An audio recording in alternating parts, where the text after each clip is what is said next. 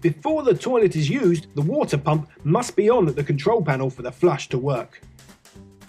The flap at the bottom of the pan must be opened using the handle located under the seat by sliding it to the right. The toilet is flushed by gently pressing and holding in the blue button above the toilet.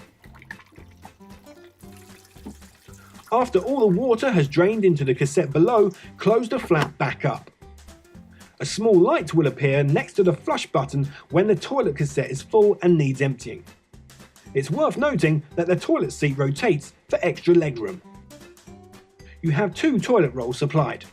If you require more, please do not put any premium paper into the toilet as it will make your cassette hard to empty.